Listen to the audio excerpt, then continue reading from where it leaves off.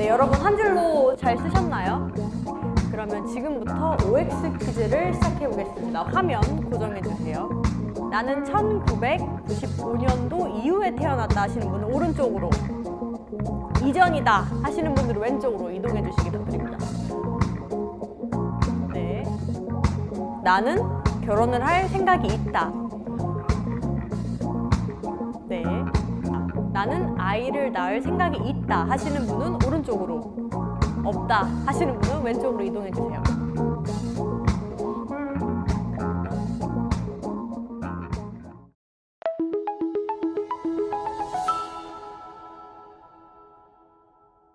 안녕하세요. 동아일보 이진수 기자입니다. 너 결혼하고 싶어? 너 애 낳고 싶어? 결혼 정년기 직장인이라면 요즘 가장 주변에서 많이 듣는 말일 텐데요. 오늘은 국내 대표 인구학자로 꼽히는 최슬기 KDI 국제정책대학원 교수와 인터뷰한 주간동아 최진열 기자를 모셨습니다. 안녕하세요. 반갑습니다. 안녕하세요. 애기 안 낳는다는 여친 고민 중. 직장인이 즐겨 찾는 커뮤니티 블라인드 결혼생활 토픽에 올라온 핫게시글 제목입니다. 주로 여성 쪽에서 아이를 갖고 싶지 않아 함에 따라 결혼을 고민하는 남성들의 게시글로 댓글이 수백 개가 달렸습니다.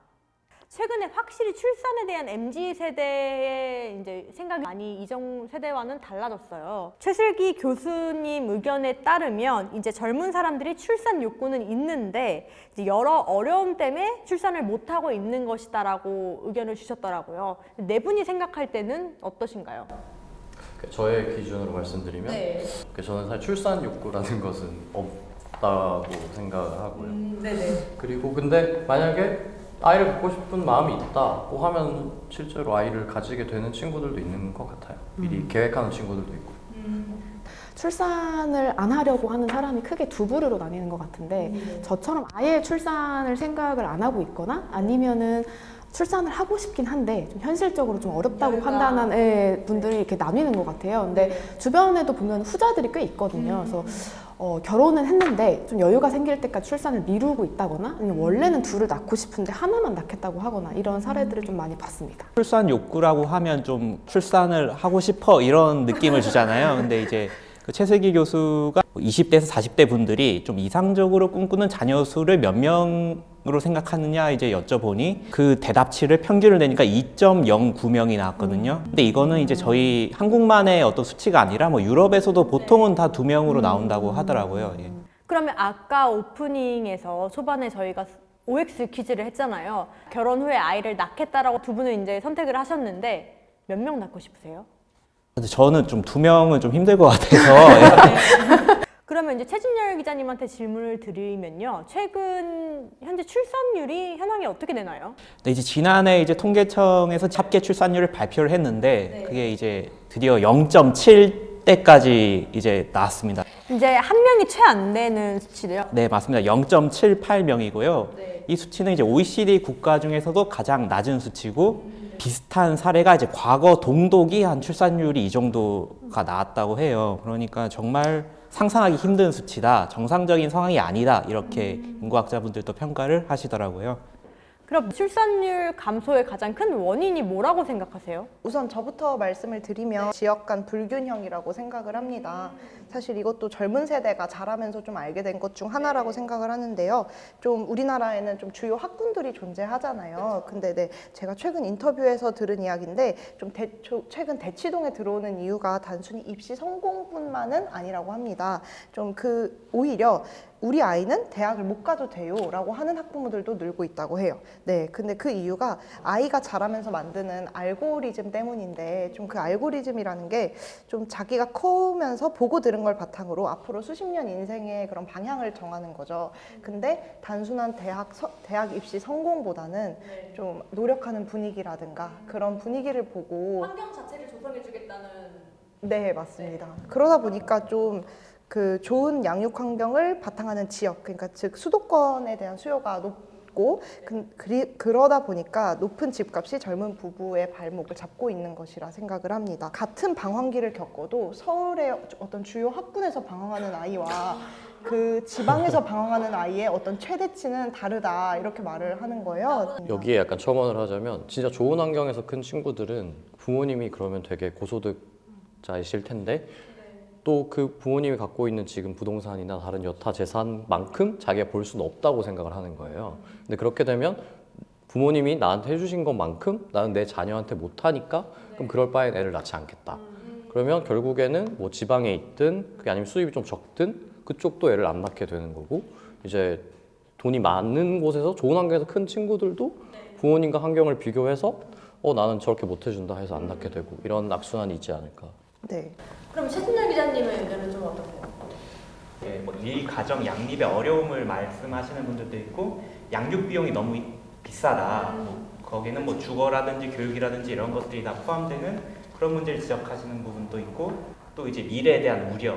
내가 정말 앞으로 내 삶이 더 좀 팍팍해지지 않을까 이런 걱정 때문에 출산을 주저하시는 분들도 있고 또 마지막으로 뭐 커리어에 대한 여러 가지 뭐 고려가 있다 보니까 결혼 연령이라든지 출산 연령이 좀 뒤로 미뤄지는 측면이 있는데 그럴 경우에는 이제 자녀를 갖더라도 원래는 뭐 2명을 가질 계획이었다면 뭐 1명을 갖기로 한다든지 좀 그런 것들이 복합적으로 작용을 해서 출산율이 떨어지는 데 영향을 미쳤을 것이라고 이제 진단하고 있습니다.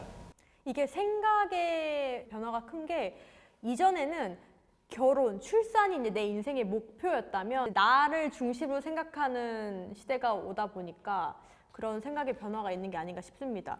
통계청에서 발표한 합계 출산율 추이를 보면 근데 2013년부터 이제 3년간 살짝 반등을 했다가 하락세를 보였어요. 이 출산율 반전에 영향을 미친 사건이 있을까요? 2016년부터 출산율이 꺾였잖아요. 네. 근데 아무래도 뭐 출산이라는 게 뭐 임신 계획을 하고 또 실제로 뭐 임신 계획을 하더라도 그 계획대로 이루어지지 않는 부분이 있을 거고 실제로 임신 기간도 있을 테니까 2016년부터 꺾였다면 2015년이라든지 아니면 2014년 하반기쯤부터 어떤 좀 문제가 있었기 때문에 이렇게 꺾였을 것이다 이렇게 말씀을 많이 하시더라고요.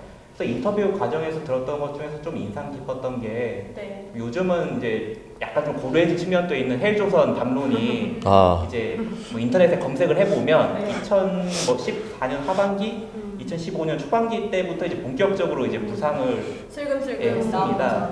그래서 그런 좀 뭐 청년 세대들 사이에서 어떤 각자 도생 분위기가 또 영향을 미쳤을 것이다 이런 진단도 있고 또 뭐 비슷하게 이제 2014년도에 이제 세월호 사건이 있었는데 좀 뭐 그 여파로 인한 좀 어떤 사회적인 부정적인 그런 뭐 분위기라든지 좀 충격 그런 것도 영향을 주지 않았을까 이렇게 주장들이 나왔습니다. 여러분 독방 육아라는 말 들어보셨죠? 이제 배우자나 다른 사람의 도움 없이 이제 혼자서 어린 아이를 기르는 걸 뜻하는데요. 그러면 부부 둘 중 하나는 직장을 그만두고 아이를 돌봐야 하는 상황입니다. 어떻게 하시겠어요? 저는 아까 네. 말씀드린 것처럼 출산 생각이 없기 때문에 네. 만약에 아이가 있다면 네. 남편의 뜻이었을 가능성이 커서 네. 뭐 부모님에게 부탁을 해도 뭐 여의치 않으면 남편한테 그만두라고 할 것 같아요. 그럼 교수님은 어떤 해결책을 제시를 하셨나요? 이제 사실 뭐 저출산에 대한 대책으로 흔히들 이제 금전적 지원을 늘려야 된다 이런 주장이 많잖아요. 그런데 뭐 기존에도 많이 언론을 통해서 나왔듯이 저희가 뭐 한국이 저출산 예산을 그렇게 적게 집행하는 나라는 아니거든요. 많이 집행을 하는데도 출산율은 계속 떨어지니까 교수님은 이제 재정 지역 외적인 지원책이나 아니면 좀 개선 방향을 생각해 보자라고 이야기를 했고 그 가운데 하나가 좀 출산 휴가를 이제 좀 적극적으로 이용해 보자. 그런데 그것도 여성 출산 휴가가 아닌 남성 출산 휴가를 좀 늘려보자라고 이야기를 했습니다. 남성들이 어떤 육아에서 좀 일정 부분 역할을 맡는 게 중요한데 그게 사실 지금의 출산 휴가는 열흘 정도밖에 쓸 수 없기 때문에 유명무실한 경우가 있고 이미 뭐 출산 휴가 그 출산 초창기 시점에서부터 첫 단추가 잘못 꿰지기 때문에 그 이후로도 좀 육아나 이런 것들에 대해서 겉돌게 된다고 하시더라고요. 그래서 좀 장기적인 길이의 출산 휴가를 좀 보장하는 게 필요하다 이런 이야기를 하셨습니다. 그럼 남성분들께 물을게요. 결혼 후 아이가 생기면 출산 휴가를 꼭 사용하실 생각이 있나요? 그 10일이라는 기간을 다 채워서 쓸 수 있을지는 잘 모르겠어요. 회사에 말하기 눈치가 좀 보일 수 있겠다. 그러면 이제 남성 출산 휴가는 어느 정도가 돼야 될까요? 당연히 뭐 길면 길수록 좋고 뭐 여성의 경우처럼 90일이나 아니면 거기에 준하는 기간으로 하면 가장 좋겠지만 어쨌든 뭐 기존 이제 지금 실태가 그렇지 않은 상황에서 갑자기 그렇게 급격하게 느리는 거에 대해서는 또 적응의 과정에 그런 게 있다 보니까 좀 그 범위를 정하는 거에 대해서 되게 좀 어려움이 있더라고요. 그런데 이제 최 교수 주장으로는 그래도 한 달 정도는 뭐 기업 안에서도 어느 정도 좀 감내할 수 있는 기간이지 않냐라고 이야기를 했고 또 그 외에도 이제 이전에 이제 과거 남성 육아 휴직자들을 이제 인터뷰를 했었는데 이분들과 인터뷰할 때도 한 달 정도 뭐 육아 휴직을 냈더니 그래도 좀 가정 안에서 육아에서 좀 의미 있는 변화가 나타났더라 이런 연구 결과도 나와서 한 달 정도로 늘려보는 것은 어떤가라고 이제 제언을 했습니다.